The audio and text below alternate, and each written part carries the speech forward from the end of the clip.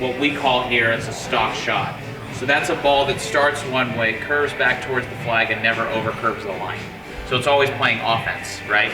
So you can see that all these balls are moving away from the target, right? Now the other thing that's kind of, we'll say, more alarming, if you're going to use on a numbers standpoint, is you can see how your swing direction here is minus 4.7. So 4.7 minus is essentially from right here, right? Swing direction is measuring from knee to knee. So your swing direction, if it's minus, is going outside, inside, minus 4, compared to, let's say, inside, outside at positive 3 or 4. Okay? So what I'm going to do is I'm going to draw a line up the shaft, and then I'm going to line down your hands. I'm going to line down the shaft, and I'll line down your hands. So as I set up and I turn like this, you can see how my hands are working in. We call that depth. So if I'm in my posture and turning, you got to see how my hands are in because I turn. I'm not sucking them in, they just follow my pivot. So as I go back, or as Zach Johnson goes back, for example, you can see how his hands will work in and the club will stay on the plane. See that? Got it. As you go back, you can see how the club will, your hands will work in, but the club looks a little under the line. That's mostly because you're not hinging, right? So you're not really using your wrist correctly. And you can see also, look at the difference between the amount of hip turn that you guys have both had at this stage. See how much more of his left leg you can see, right? So he's initiated his turn with your pivot, with his pivot. You just kind of like pulled.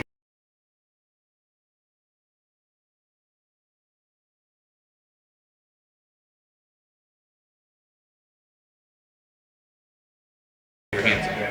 His left arm is going to match his spine, or 90 degrees to his spine and match his shoulders, right?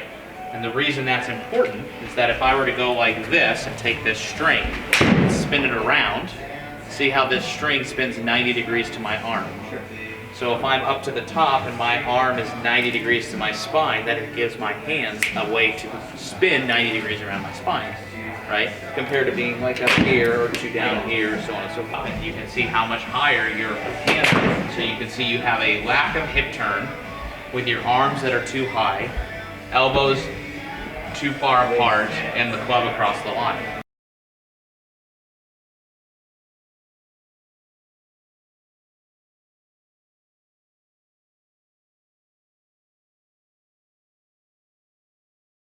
So now that club has to come all the way back here to get on plane. That's a long journey, right? So Zach, because of the way his hands are, they're going to take a beeline to the ball and go 90 degrees to his spine, right to his right forearm. See that? You are going to have your hands, but because they're too high, they're going to take a straight line to the ball, and then that club comes way too steep. See that? And then you're going to kind of cut across. See how your hands cut across the ball, which is why you're losing. Play tennis ever? Once? Yeah. Like imagine hitting drop shots with a tennis racket, right? With an open face. Those balls don't go very fast, right? Like one like that, like an overhand. Yeah, that rips it down the line. Okay, so we need to get that thing. We need to get you to turn correctly with the proper depth, and then teach you how to properly shallow the shaft and get your hands to exit out more to the right. Watch your right hip, because this kind of goes with do not turning. See how it sways? Watch his right hip.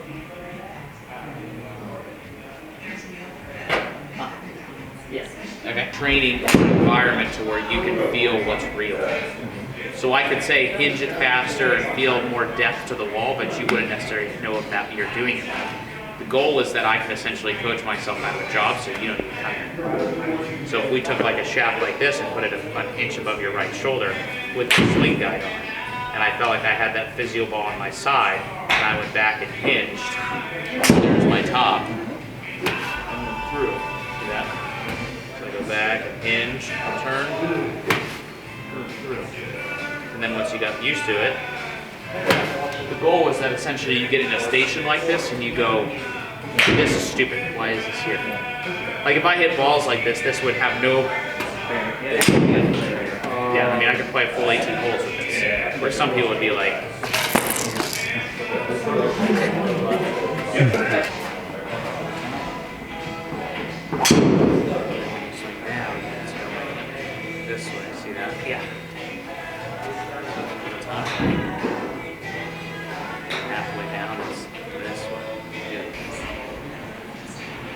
then here's your plane.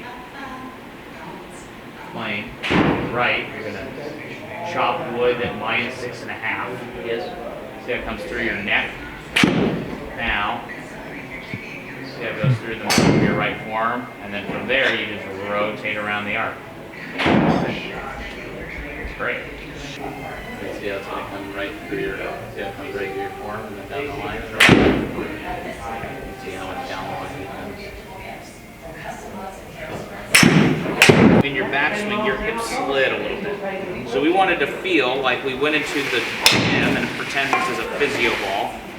And you're going to keep your left hip against the physio ball to feel the opposite feeling. But as you go back, you're keeping your hip against the physio ball. That's you essentially turning around your spine. Okay. Secondly, what that hip turn is doing, like if you put this through your legs and over your right knee, and you felt like you got your setup and you turned, that would be you turning your hips back.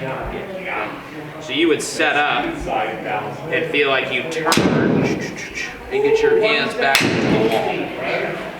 So you turn and then hands back here to the wall. And then you just go back and turn and hinge, right? So the swing guide's on, and your hands are outside your eyes, and then swing, right? So you go turn and hinge, and then just wear that out in your neck. Okay, and then that gives you like a good plan, and then progress through the system. Okay? So if you want more free tips and free content, visit us on all of our social media content on Instagram, Twitter, and Facebook, and be sure to go check out thegolfroomeverywhere.com.